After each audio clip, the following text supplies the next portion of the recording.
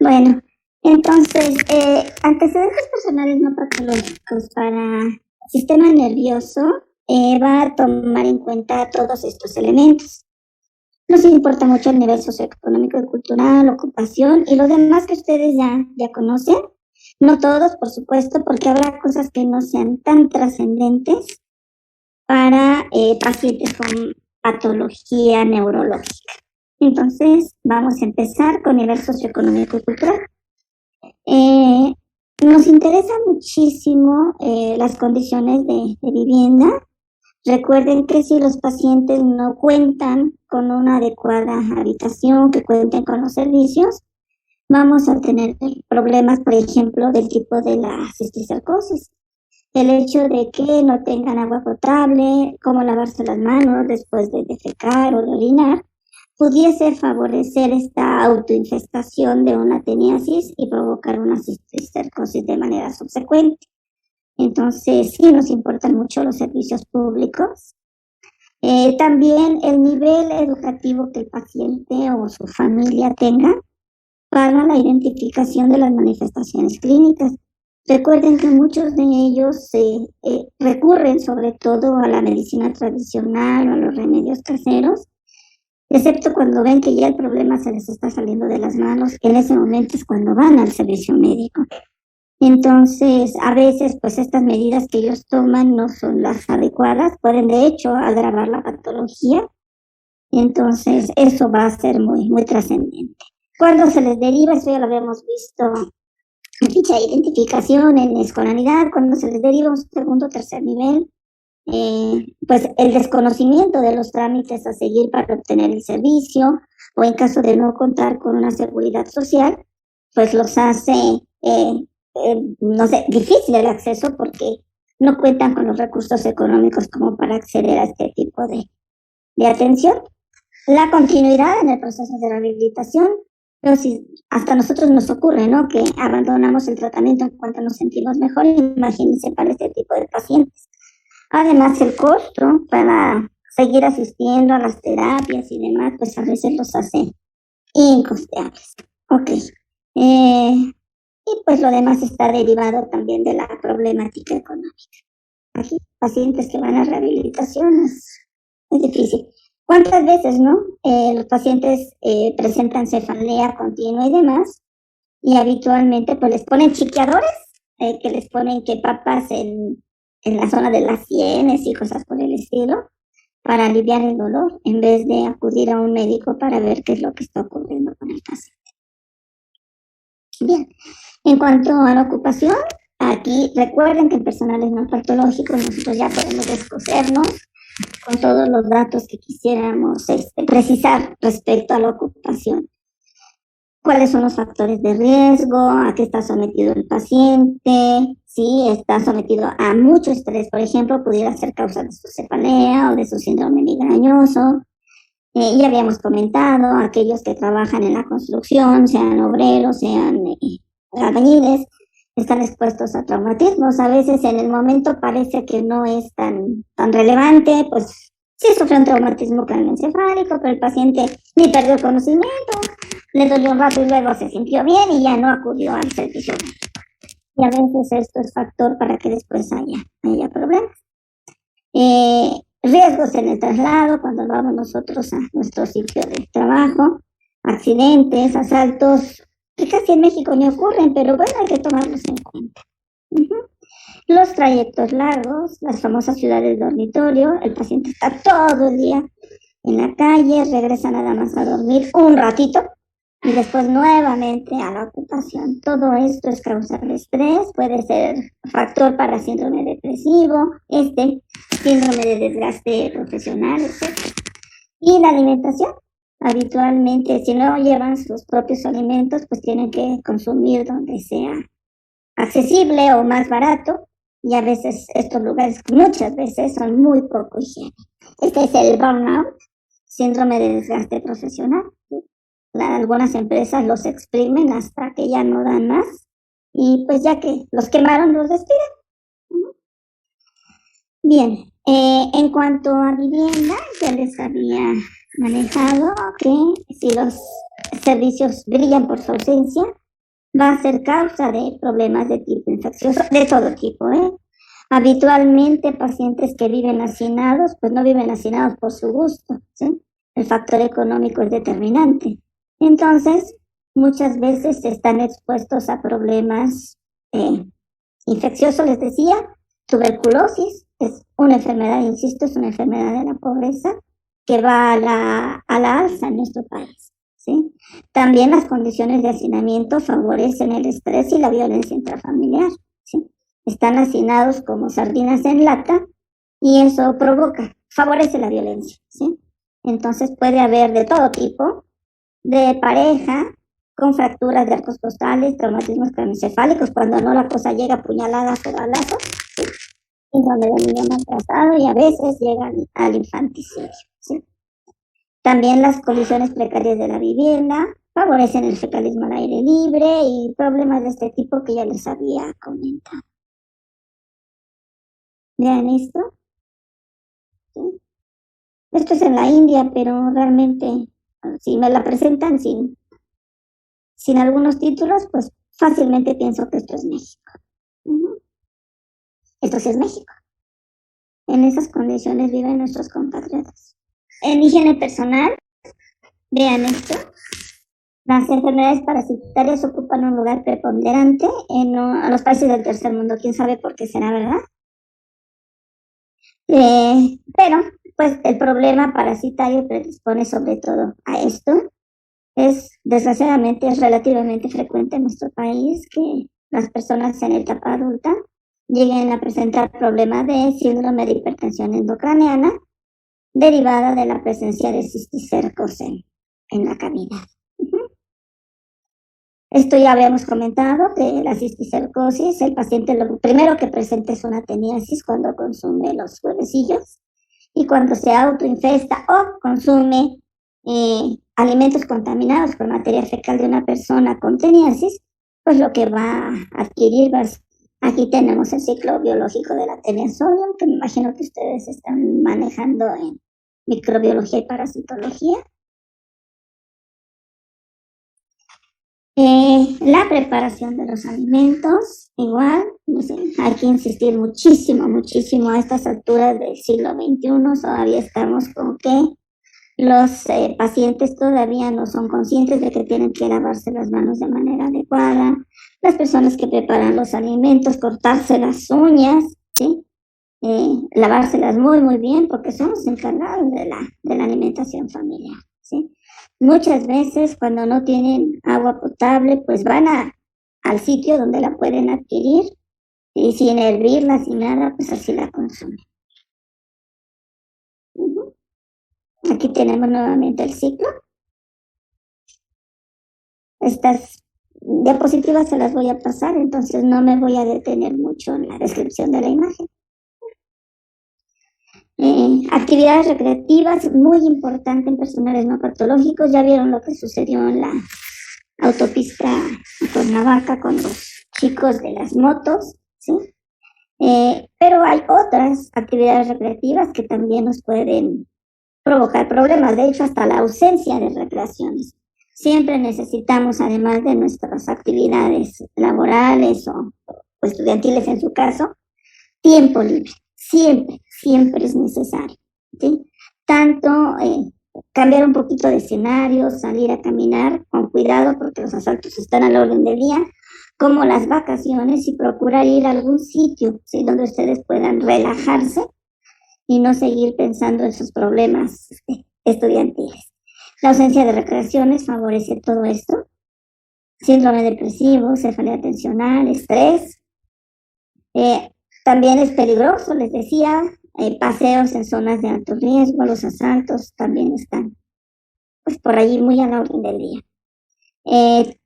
Paseos al aire libre con el consumo de alimentos contaminados, caras vemos, higiene no sabemos, entonces pudiese esto favorecer la cisticercosis. O visitas a sitios sin instalaciones sanitarias que favorecen el fecalismo al aire libre con los riesgos subsecuentes. Y las actividades deportivas, deportes extremos, mucho problema de traumatismos de todo tipo. Los craneoencefálicos o de columna vertebral son muy importantes para nosotros. El fútbol americano, de hecho, hay hasta una película que evidencia este problema de encefalopatía traumática crónica que favorece demencias o suicidios, ¿sí? El síndrome de segundo impacto está ahorita muy reciente, no sé si supieron, de una boxeadora. Aquí está el síndrome del segundo impacto, ¿sí? Habitualmente aquí lo que ocurre es que con un primer traumatismo craneoencefálico hay inflamación e inestabilidad vascular. Y con un segundo impacto, antes de la recuperación del primer impacto, hay una inestabilidad vascular que favorece el edema cerebral. A eso se refiere el síndrome del segundo impacto. Otro punto importante de los personales no patológicos son las inmunizaciones, ¿sí? Entonces, les mencionaba que ya se considera prácticamente erradicada la polio en México, pero no se confíen. En algunos sitios, en comunidades aisladas, sobre todo por etnias, habitualmente se presentan casos de enfermedades que ya en el resto del país ya no se presentan. Entonces, por allí de repente algún caso de polio se pudiera presentar, tengan cuidado en su servicio social.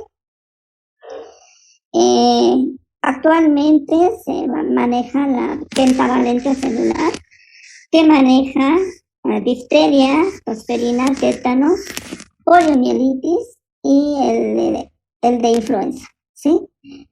Aquí están las edades en las que se administra. Algunos pacientes, sobre todo ahorita con esto de la pandemia, no han tenido acceso a las vacunas, entonces por allí no vaya a ser que se presenten casos nuevamente de polio o de tosferina, ¿sí?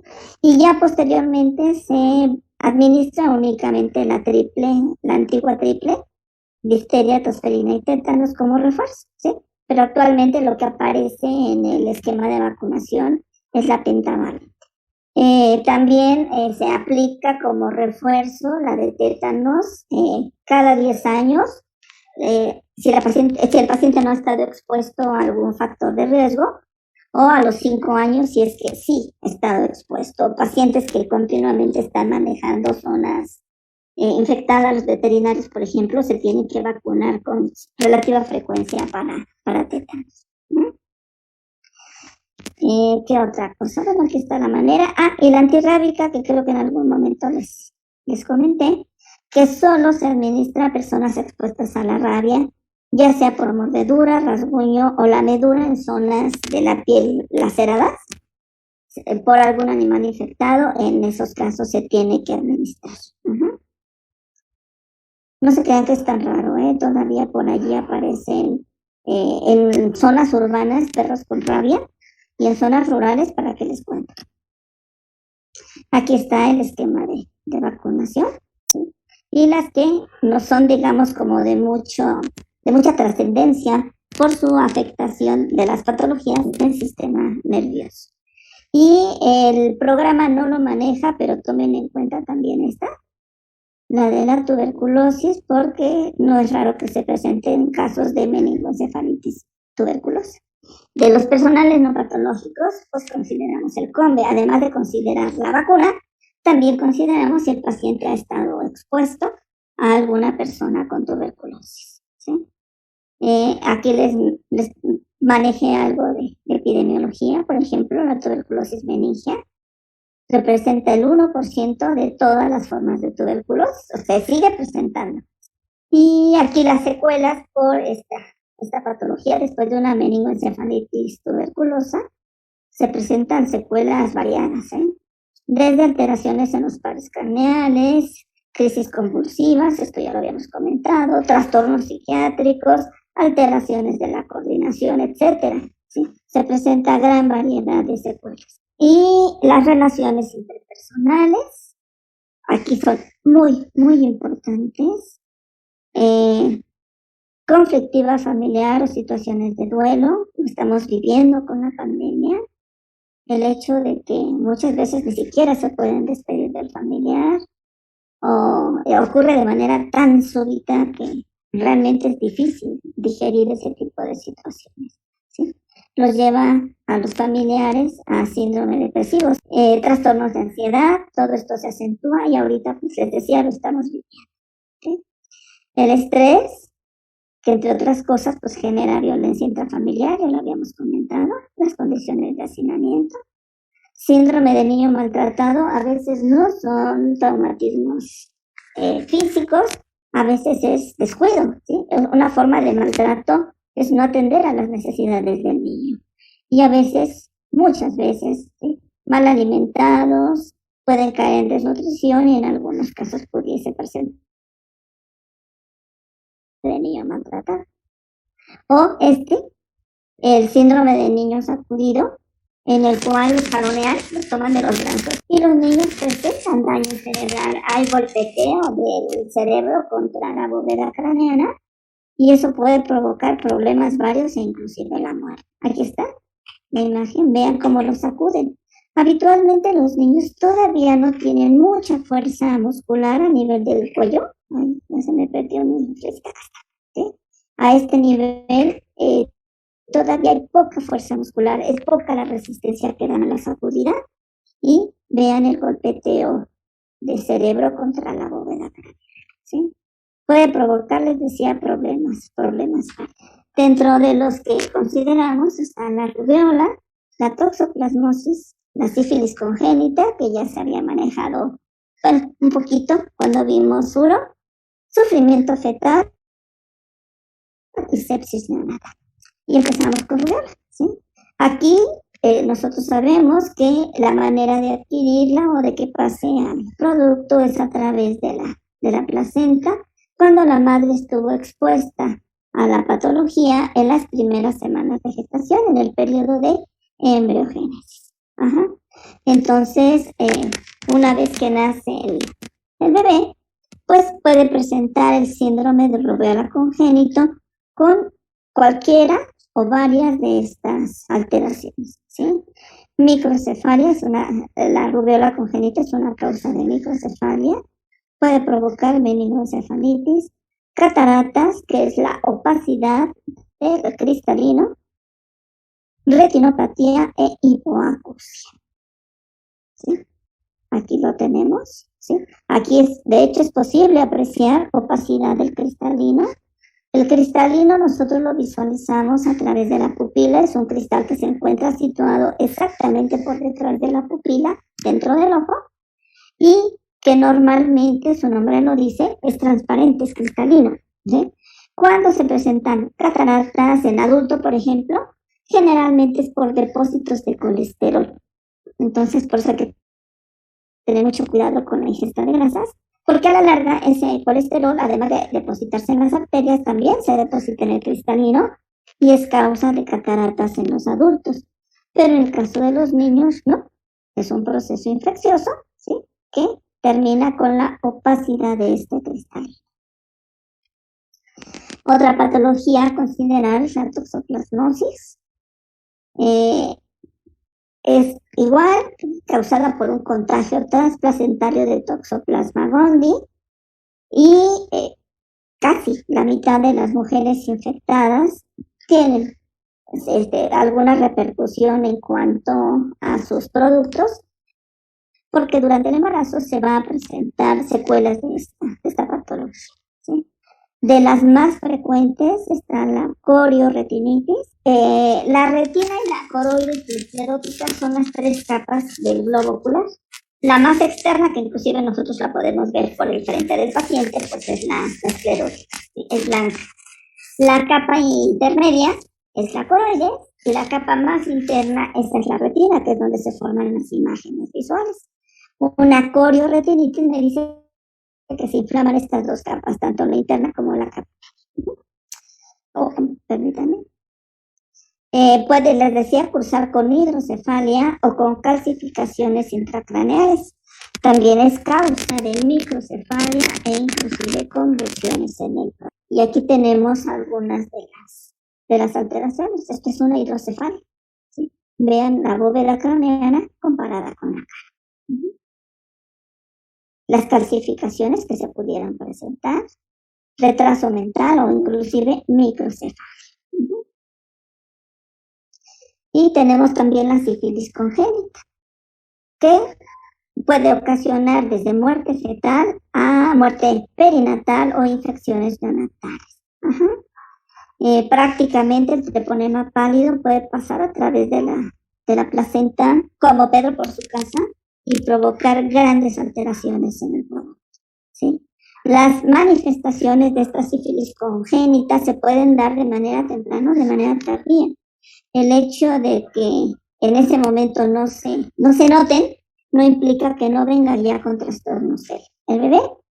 Dentro de las manifestaciones tempranas se consideran aquellas que aparecen después del nacimiento hasta los 2 años de edad, ¿sí? Pueden ser trastornos óseos como la tibia sensible, por ejemplo, la frente olímpica, que es una frente muy, muy amplia, la presencia de rinorrea seropurulenta o hasta erupciones cutáneas.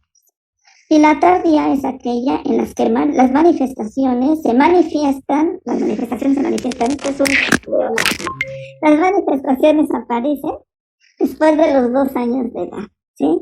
Puede ser inflamación de la parte intersticial de la córnea, eso es la queratitis, la inflamación de la córnea, sordera, retraso mental, hidrocefalia, convulsiones, alteración de los nervios, etc. ¿Sí? De hecho, aparece esto, ¿sí? Que es como muy característico, la tríada de Hutchinson. Los dientes de Hutchinson, la prominencia frontal de Parrot o frente olímpica y la sordera. ¿Sí? Todos ellos forman la tríada de Hutchinson. Aquí están las tibias sensibles. Vean la angulación de las tibias. Ay, ¿dónde está mi flecha? ¿Cómo? Acá está. Estas son las tibias sensibles. Puede provocar daños internos y externos, hepatoesplenomegalia, etc. Esta es la nariz sencilla de montar. Bien, todavía tenemos 10 minutitos. También debemos de considerar un antecedente importante, el que haya habido sufrimiento fetal, ¿sí? La hipoxemia derivada de problemas durante el parto va a traer como con 5 minutos, pero esto ha variado porque depende de las circunstancias de la hipoxemia, va a traer como consecuencia daño neurológico, ¿sí? Entonces, siempre preguntar en los casos de los niños con problemas, por ejemplo, como esto, síndrome de déficit mental, cualquiera de sus etapas o de sus niveles, antecedentes de epilepsia, parálisis cerebral, siempre preguntar las características del parto, ¿sí? En qué condiciones fue atendido, dónde, por quién, qué problemas hubo durante el mismo. Y también antecedentes de sepsis neonatal.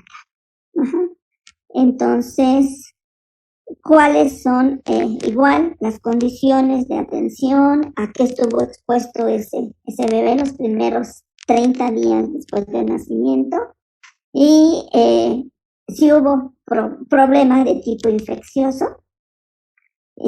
durante este periodo, ¿sí? Problemas de tipo inflamatorio, etcétera. Y ello nos ayuda a determinar si esto fue la causa de las secuelas neurológicas que aparecen posteriormente en el niño, ¿sí? Las secuelas neurológicas pueden ser leves o pueden ser severas. Aquí están leves, desde un problema de retraso en el desarrollo psicomotor. Ustedes vieron eso en el módulo de exoterino el año pasado, de qué manera lo van valorando, cuáles son las áreas que ustedes tienen que valorar y el puntaje que se le va dando de acuerdo a las respuestas, ¿sí? Pudiese ser un problema más de tipo muscular con hipotonía o retraso leve de lenguaje. Aquí aguas porque a veces tenemos problemas sobre todo de estimulación y eso es lo que determina retraso del lenguaje, no tanto que haya habido problemas neonatales o perinatales. Y ya problemas mucho más serios, la parálisis cerebral, el retardo mental o retraso mental profundo, sordera o ceguera bilateral, epilepsia, hidrocefalia o microcefalia. Ujú. Aquí están los microorganismos más frecuentemente involucrados en problemas de sepsis neonatal, ¿sí? Habitualmente gram negativos en la sepsis temprana y en la sepsis tardía, problemas más de tipo nosocomial, ¿sí? Pero ven, de los que nosotros pues hemos escuchado hablar muchísimo, los gram negativos, son de los más frecuentes. También estreptococo del grupo B, pero sobre todo gram negativo.